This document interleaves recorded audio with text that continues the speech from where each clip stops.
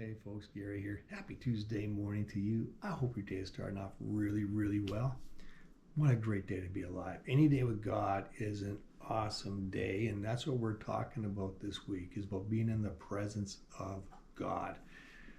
Yesterday we looked at Exodus 33. And in Exodus 33, Moses goes into the tent of meeting. So he's going to meet with God. And the cloud comes and it comes down over the tent, and the presence of God is in that cloud, and God speaks to Moses as a friend would speak to a friend, and face to face.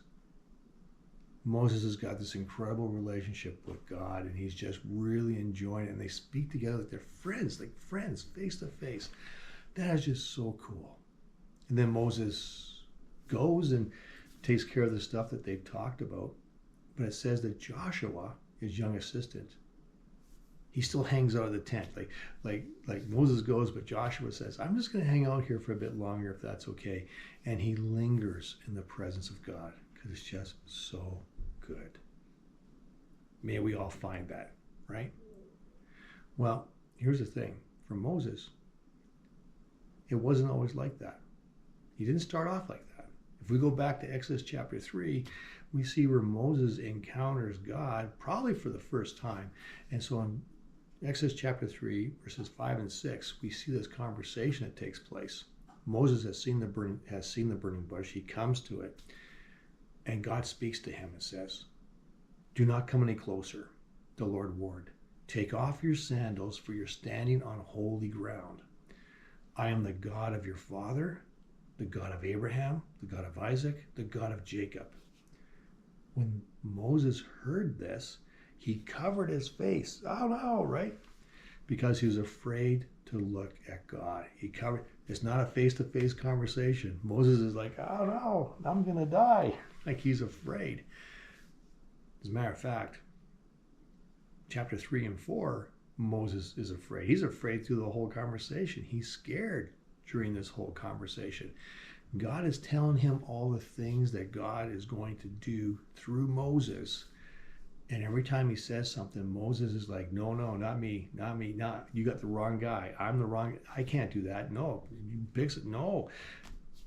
He does that for about 2 chapters until God finally has enough and says, no, you're the guy. You're going to go do this.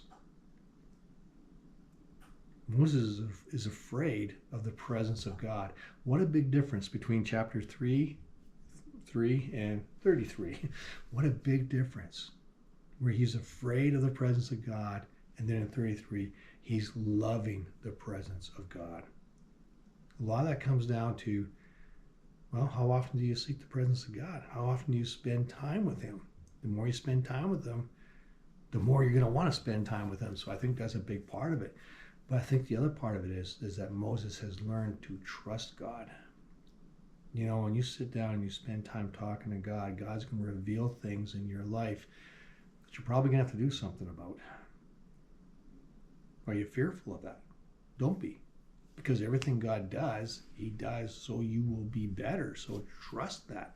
Trust being with him. But also he's going to call you to things too. He's going to say, hey, I got something for you to do. Are you going to be fearful of that thing? Or are you going to say, yeah, let's go? Moses was very fearful at the beginning, but then he's like, yeah, let's do this. There's something about having that trust in that relationship with the Lord that we learn by being in his presence, because he is good, and we learn how good he is. So that's the message for today. Press into the presence of God. Don't be fearful of that presence. Instead, look forward to meeting with him. There we go. Have a fantastic Tuesday. Thanks for watching, and we'll catch you tomorrow.